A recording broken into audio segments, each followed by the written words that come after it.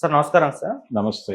Sir cinema దర్శకులకు Venkaiah Naidu గారు కూడా ఒక చురకలు అంటించారు అని చెప్పుకోవాలి సార్. ఎందుకు అనంటే మొన్నటి నుంచి కూడా మనం రీసెంట్ టైంలో మనం చూస్తున్నాం వస్తున్న మూవీస్‌లో అసభ్య పదజాలం ఉపయోగించడం, లేదంటే సినిమాలో హీరోలు నెగెటివ్ షేడ్స్‌లో ఉండడం, స్మగ్లర్‌లో హీరో వీటిపైన ఒక చర్చ జరుగుతుంది. చాలా మంది బహిర్గతంగా విమర్శలు కూడా చేస్తున్నారు. ఇప్పుడు అదే జాబితాలోకి వెంకయ్య నాయుడు గారు కూడా చేరిపోయారు. ఆయన కూడా అంటే ఇటువంటి సినిమాలు ఎందుకు ముందటి సినిమాలు 'మాయాబజారు', 'మిస్సమ్మ' ఇలాంటి సినిమాలు ఇప్పటికి కూడా మనం మాట్లాడుకుంటున్నాం. అటువంటి సినిమాలు తీయొచ్చు కదా. కామెడీ బాగుండాలి గానీ అసభ్య పదజాలంతో కామెడీని వర్కౌట్ చేయడం ఏంటి? దీనివల్ల పిల్లలు ఏం నేర్చుకుంటారు అంటూ ఆయన కూడా కాస్త చురకలైతే అంటించారు సార్. మరి ఆయన మాటల పైన మీ ఒపీనియన్స్? అంటే కీరవాణి గారు చాలా కాలం క్రితం ఒక విషయం మాట్లాడాడు పబ్లిక్ డయాస్ మీద. 'ఘరానా మొగుడు' సినిమా తర్వాత దాదాపుగా సంగీతం భ్రష్టు పట్టిపోతోంది. ఒకనాటి సంగీతం రసరమ్యంగా ఉండేది, ఇప్పుడు సంగీతం చాలా దారుణంగా ఉంటుంది అని మాట్లాడేవాడు. ఈ మాట్లాడటం అనేది చక్రవర్తి గారి గురించి కూడా అలాగే మాట్లాడేవాడు ప్రపంచం. చక్రవర్తి గారు వచ్చి మొత్తం గందరగోళం చేస్తాడు.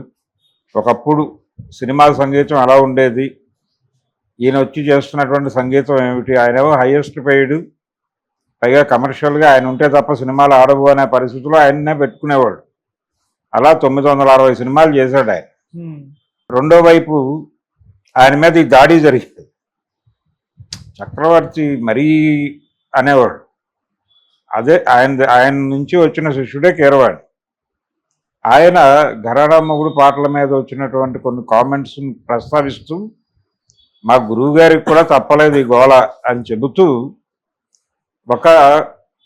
ఇప్పుడు ప్రజెంట్ జనరేషను చక్రవర్తి గారు చేసినటువంటి మోగ ప్రేమ పాటలు, అద్భుతమైన మెలోడీస్, చీకటి వెలుగులు అని మాట్లాడుతున్నారు. కానీ ఆ సినిమాలు విడుదలైనప్పుడు ఆయనకు ఆ గౌరవం లేదు. ఓకే, ఇప్పుడు ఒక 25-30 ఏళ్ళు గడిచిపోయిన తర్వాత ఎందిరో ఎట్లాగో ఉంది ఒళ్ళు అనే పాటని అంత అద్భుతంగా ట్యూన్ చేశారు. ఎంత అద్భుతమైన సాహిత్యం, ఎంత అద్భుతమైనటువంటి గానం అని ప్రపంచం మాట్లాడుకోక తప్పదు అని నేను ఫీల్ అవుతున్నాను అని చెప్పాడు. అంటే కొంతకాలం గడిచిన తర్వాత పాతవన్నీ మంచివే అనుకుంటే ఆ పాత జాబితాలోకి ఇప్పుడు తిట్లు తిన్నటువంటి కొత్తవి కూడా చేరిపోతాయి. చేరిపోయిన తర్వాత వాటిని మెచ్చుకునేవాళ్ళు వాటిని మెచ్చుకుంటారు. కాబట్టి ఇప్పుడు వెంకయ్య నాయుడు గారు గతంలో గొప్ప సినిమాలు వచ్చాయి ఇప్పుడు రావడం లేదు అనటం కరెక్ట్ కాదు. గతంలో కూడా గొప్ప సినిమాలు వచ్చినాయి, అదే టైంలో దుర్మార్గమైన సినిమాలు వచ్చినాయి. ఇప్పుడు హీరో దారుణం అయిపోయాడు, విలనే హీరో అయిపోయాడు, ఒక రకంగా స్మగ్లర్ హీరో అయిపోయాడు అని అడవి రాముడికి పుష్పకి పోలికలు పెట్టి చాలామంది మాట్లాడారు, పవన్ కళ్యాణ్తో సహా. పైగా స్మగ్లర్ క్యారెక్టర్ చేసిన వ్యక్తికి జాతీయ పురస్కారం ఇవ్వటం ఏమిటి, సమాజానికి ఏ విధమైన సందేశం ఇచ్చినట్టు వీళ్ళు అని కూడా మాట్లాడారు జ్ఞానులు. కానీ స్క్రీన్కి ఇచ్చినటువంటి ఒక ఇంటర్వ్యూ, స్క్రీన్ అనేటువంటి ఒక పేపర్ ఉండేది ఆ రోజుల్లో, స్క్రీన్కి ఇచ్చిన ఇంటర్వ్యూలో సలీం జావేదులు ఒక అద్భుతమైన విషయం చెప్పారు.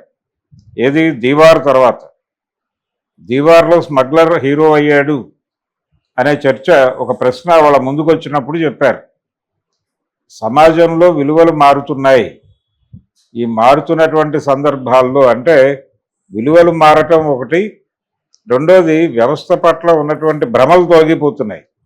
ఈ భ్రమలు తొలగిపోవటం అనేది క్రైటీరియా. భ్రమలు తొలగిపోయిన తర్వాత ఏదైనా జరుగుతుంది. ఆ భ్రమలు తొలగిపోయిన తర్వాతే మన హీరో స్మగ్లర్గా మారాడు. స్మగ్లర్గా మారక తప్పని పరిస్థితి. అసలు జీవితం అంటే ఏదో ఒక క్రైము లేకపోతే మరొకటి చేయకపోతే ముందుకు నడవని ఒక సిచ్యుయేషన్ కల్పించేసిన తర్వాత అటువైపు ఎందుకు వెళ్ళకూడదు అంటున్నారు మీరు, అందరూ చేస్తున్నారు కదా.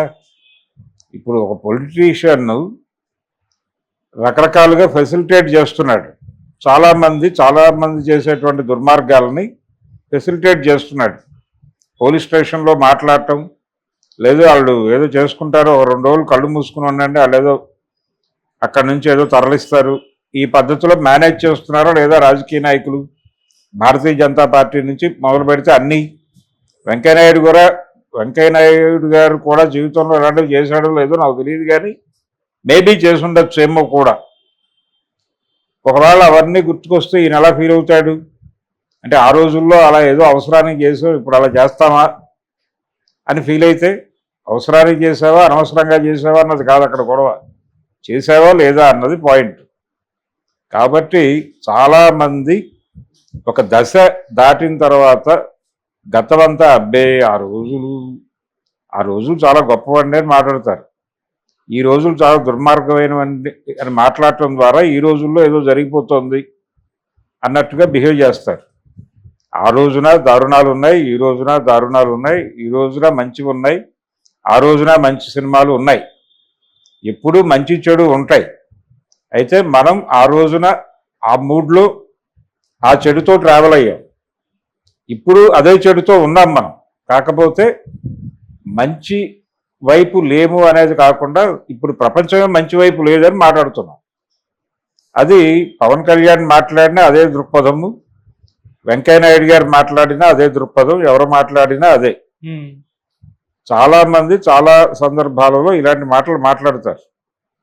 అందుకని వెంకయ్య నాయుడు గారు పెద్ద మనిషి అయ్యారు కాబట్టి, ఉపరాష్ట్రపతి చేశాడు ఆయన, వయసు చాలా పెద్ద ఏజ్కి వచ్చాడు ఆయన.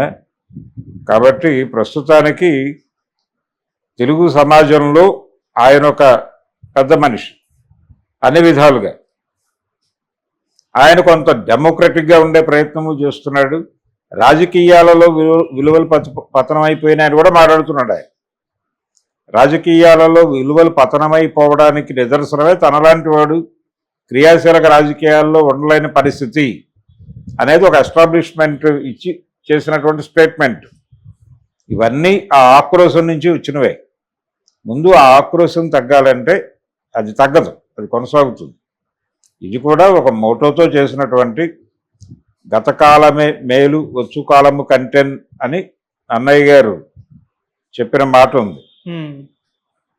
అయితే గతంలో ఏమీ లేదు, ఏదైనా ఉంటే ముందే ఉంది అని చెప్పినటువంటి గురజాడ కూడా ఉన్నాడు.